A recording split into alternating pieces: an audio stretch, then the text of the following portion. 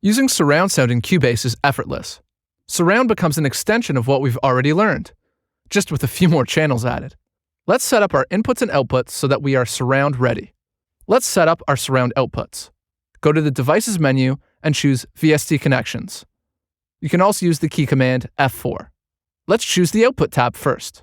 We want to start from scratch and remove anything that is currently there, just in case it's set up incorrectly. If you see anything below the bus name, right-click with the mouse and choose Remove Bus. Now press the Add Bus button and choose 5.1 for configuration and 1 for count. Select the outputs from the device port pull-down menu that correspond to the speakers that are hooked up to your audio card. Since 5.1 surround requires 6 speakers or 6 individual outputs, make sure you select 6 separate outputs under device port. Now let's press the Input tab and set up the inputs we are going to use for recording surround sound into Cubase. Do the same to the inputs as we did before with the outputs. Right-click and select Remove Bus. Now press the Add Bus button and choose 5.1 for configuration and 1 for count. Select the inputs from the device port pull-down menu that correspond to the inputs that are hooked up to your audio card. Having a 5.1 bus allows you to record surround as one multi-channel audio file on an audio track. Recording with a 5.1 channel keeps your audio files aligned and gives you some incredible advantages when mixing. You can use VST3 plugins in Cubase on a 5.1 channel configuration, or for that matter, any channel configuration, and the plugin will automatically adjust the number of channels. So a limiter becomes a surround limiter, a studio chorus becomes a surround studio chorus, and so on. You could, however, create separate mono buses for your 5.1 inputs. Let's show you how to record in surround using separate mono buses. Right-click on our 5.1 in bus and select Remove Bus. Now press the Add Bus button and choose Mono for configuration and 6 for count. This will add 6 separate mono buses that we will configure as a surround input setup. Select the inputs from the device port pull-down menu that correspond to the inputs that are hooked up to your audio card. Rename the inputs left, right, center, LFE, left surround, and right surround. That's it for the VST Connections window. You are now ready to set up your tracks. Now we need to set up the tracks in Cubase so that they'll be properly named, have the right inputs, and will output the audio correctly to our audio card. Create 6 mono audio tracks. Rename the tracks left, right, center, LFE, left surround, and right surround. Remember that naming your tracks before you record is the recommended way of recording. This allows your audio files to have proper names. We now need to give each track its proper input. Set the track name left to the left input by clicking on the Input Routing pull-down menu. Set the track right to the right input, and so on.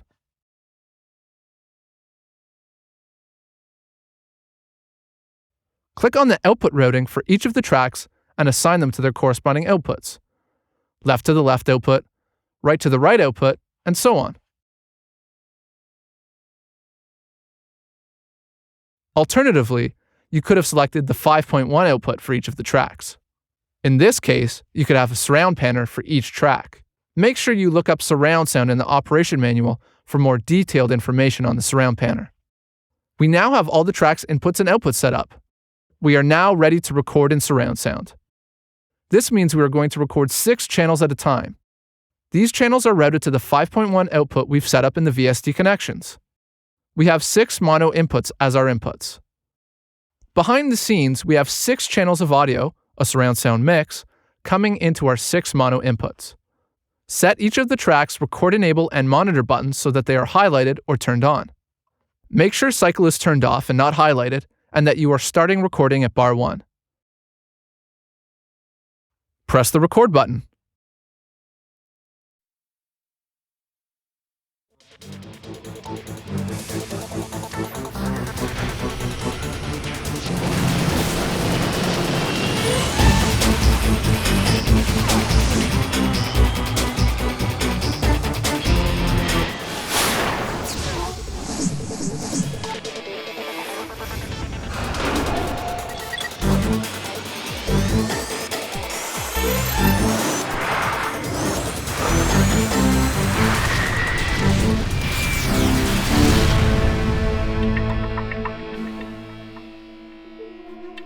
Press the stop button when you are finished recording.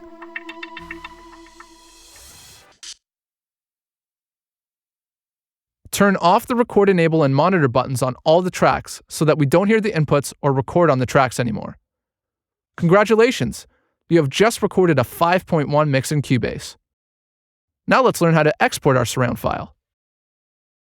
Now that we have a surround mix recorded, we will want to export it so that we can import it into another program, such as a DVD authoring application. Before we can export the surround mix to another program, we need to tell Cubase how many bars to export. We can accomplish this by setting the locators. Set the left locator to bar 1 and the right locator to bar 26 on the transport panel. This will make sure we have all the music for export. Next, select Audio Mixdown from the Export submenu on the File menu. The Export Mixdown window opens. There are many features in this window that are covered in the Export Audio Mixdown chapter of the Operation Manual. Please refer to this for more complete information. File name is for naming the file for export. Let's name ours Surround Tutorial Export. The path is where you wish to save the exported file on your computer. Use the Choose button to navigate to the folder you wish to save to. For convenience, there is the option to choose Use Project Audio folder so that the exported file will end up in your project's audio folder. This is one of the best places to keep it so it won't accidentally become erased or lost. Normally, you want to save your exported file as a WAV file under File Format. This, of course, depends on what file format the other application, such as a DVD authoring program, requires. You can choose whether you want a complete 5.1 exported mix by selecting 5.1 out, 5.1. This means the exported file will be generated through the main 5.1 outputs that we see in the mixer. You can also choose the individual outs of the audio channel for flexibility in your export. Choose the sample rate and bit depth that will be required for your export.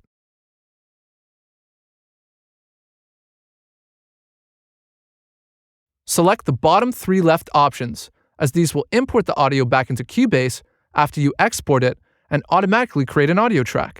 The Export Audio Mixdown window will also close. When you are done selecting all your settings, choose Export at the bottom right.